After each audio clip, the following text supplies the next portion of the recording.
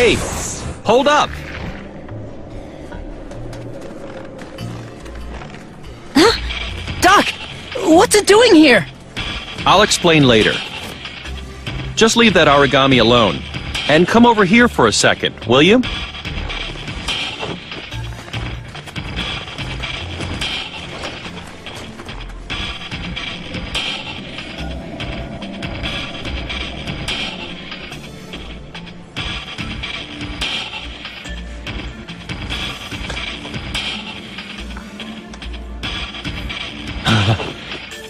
It's coming!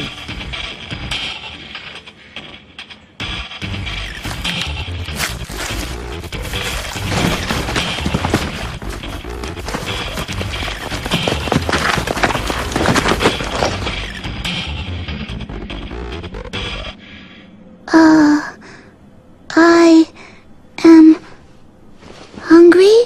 Whoa!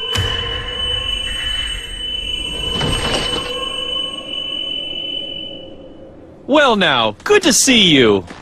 So you finally decided to show yourself. Soma, thank you for bringing her here.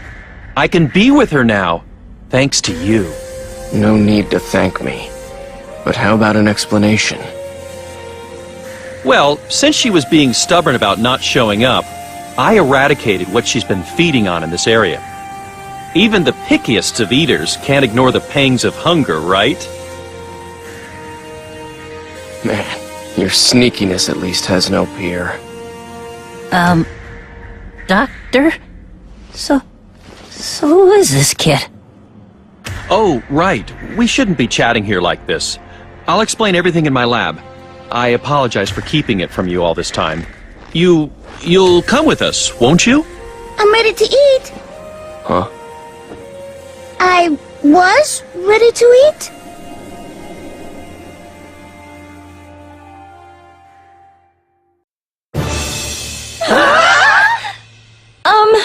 What did you just say? I'll say it as many times as necessary. This is an Aragami. No! Wait! Holy! What? Oh! Now, calm down.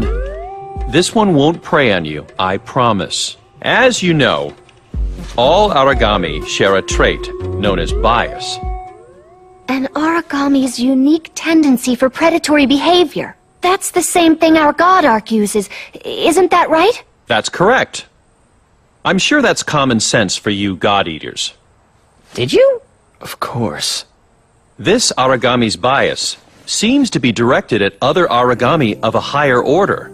We humans don't even fall into the category of food, as far as she's concerned. It's a common misperception. Aragami aren't born with characteristics of other life forms. Rather, they evolve at a breakneck pace through devouring. As a result of that, their diverse evolutionary potential is condensed into a very short period of time. And that's what makes an Aragami what it is. You mean this child?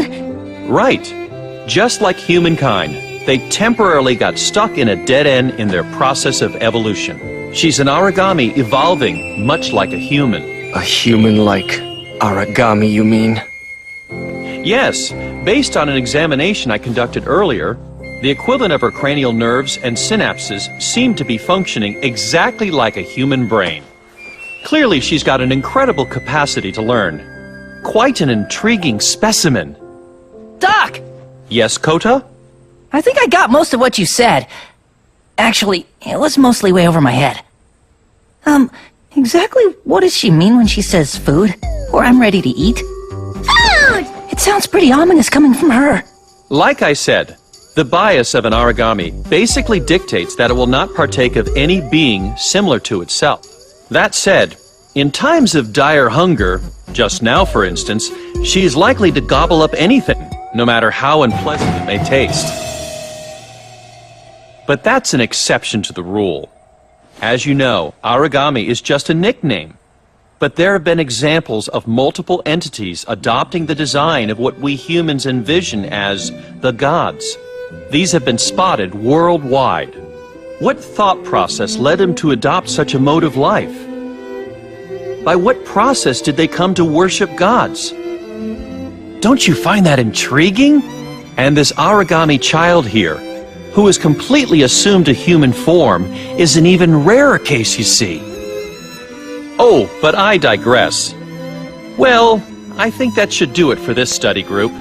One last thing. If you wouldn't mind, I would like to keep this a secret just between us. Are we agreed? But we'll have to report it to the advisor and the director. Sakuya, you're an exalted god-eater and protector of humankind, and yet you intend to tell your superiors that I smuggled an Aragami into the den? The headquarters at the battlefront? Well, no. But why exactly did you do it? Didn't I tell you before? Because she's a valuable sample. She's merely the subject of an important personal research project. That's all. Don't worry, I made sure this room had its own communications infrastructure and security system. It's not linked to the other sections. Now, I'm sure you wouldn't want anyone prying needlessly into your private affairs either, would you? Oh, and by the way, you and I are already accomplices in all this. Ready to eat! I'd like you to be her friend. You too, Soma. Please, look out for her. Don't be ridiculous. She may be good at imitating humans, but she's still a monster.